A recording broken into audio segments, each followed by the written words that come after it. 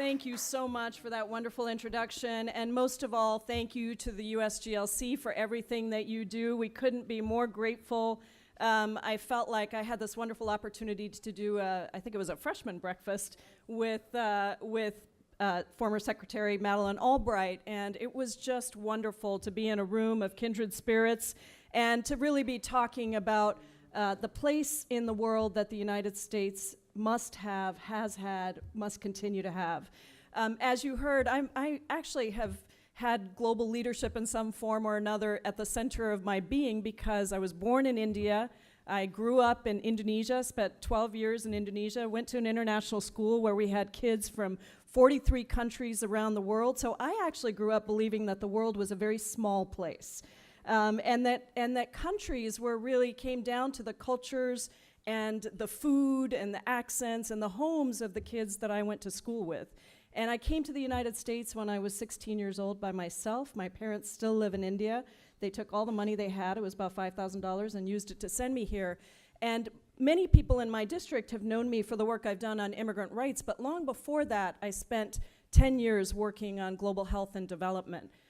While I was getting my master's in business in Chicago, I actually went to work along the borders of Laos and Cambodia, in Thailand, for what was then the largest nonprofit organization. It was called the Population and Community Development Association. Some of you may, Kun Michai, exactly. And so then you know that Michai actually means condom in Thailand because he popularized the condom by standing on street corners and blowing them up actually to try to encourage people to have more ease with using condoms to stop the spread of AIDS in the late 1990s. And he had a great restaurant called Cabbages and Condoms. I don't know if it's still around.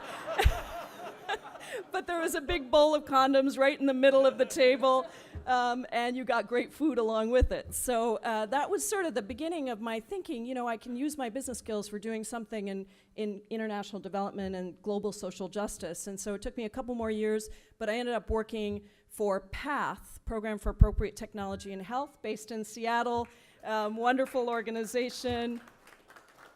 And that was back when PATH had 120 employees, if you can believe it. So those of you who know PATH today know that you couldn't find your way around PATH anymore. But I had the great honor of working under the founders of PATH, Gordon Perkin and Rich Mahoney, and ran a loan fund that made loans to all kinds of socially responsible health projects around the world. And I ran that loan fund for 5 years. We had a 98% repayment rate, and we funded projects that nobody thought could be funded and be successful. Things like a primary health care clinic in Gambia and contraceptive social marketing in Mexico.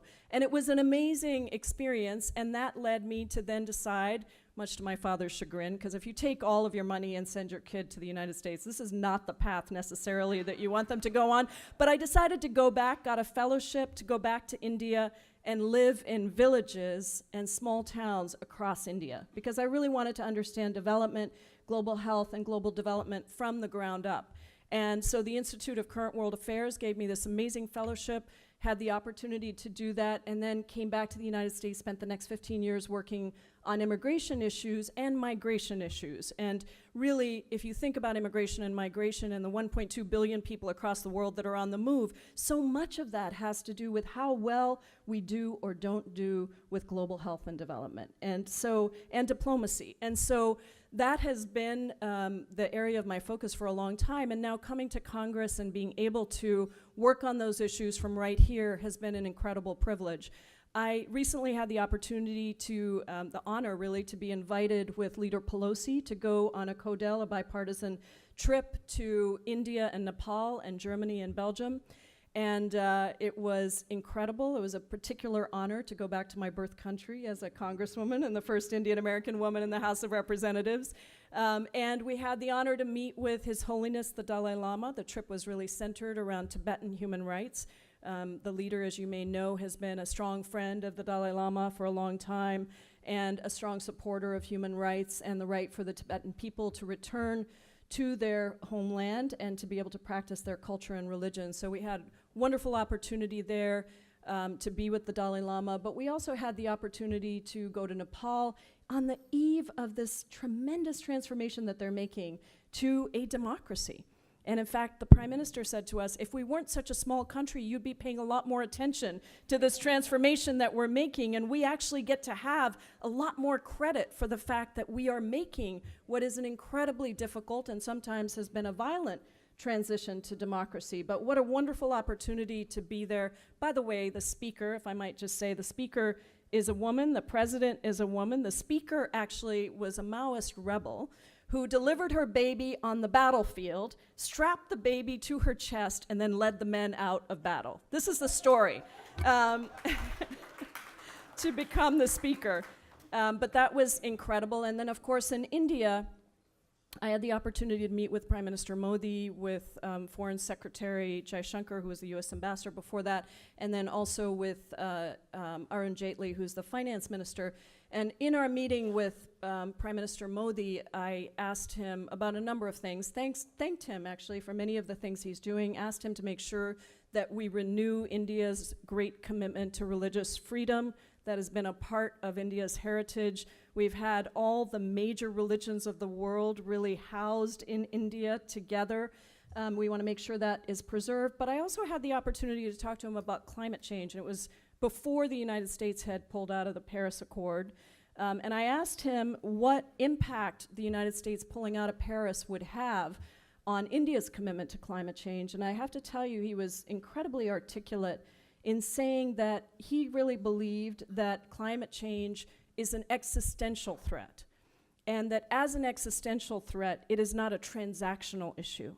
In other words, if the United States were to pull out, that does not mean that it would change in any way India's commitment to continuing to fight climate change and to understanding that it is an economic opportunity as well as a moral responsibility to move from a fossil fuel environment to a renewable energy environment. And so India is now a decade ahead of the goals that it had originally set out for itself in terms of achieving 40% of its renewable energy, 10 years ahead of time.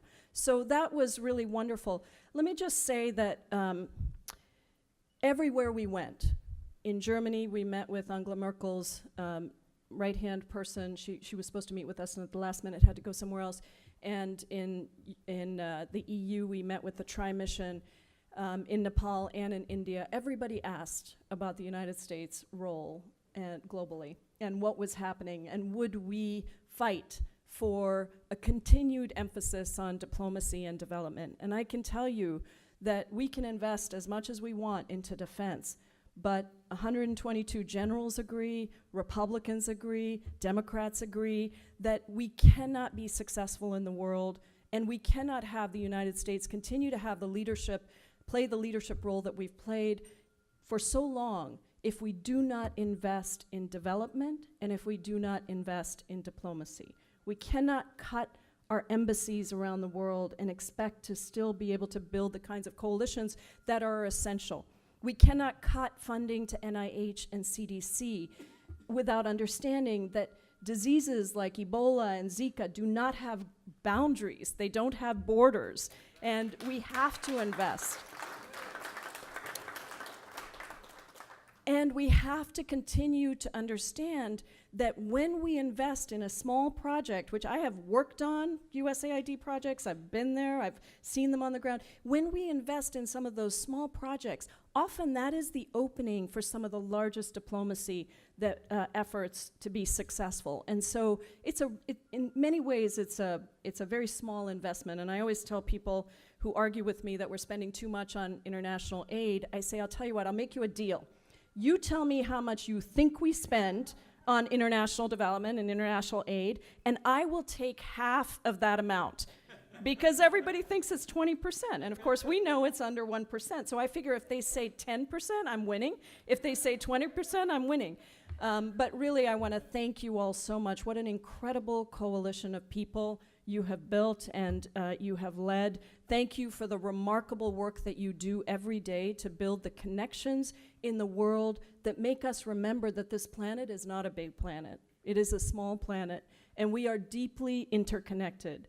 And if we are doing better in the United States, it's because countries around the world are doing better. And if we address war and poverty and drought and illness and economic opportunity and education in other countries, it will lift all of us up in the United States. Thank you all so much. What a pleasure to be with you.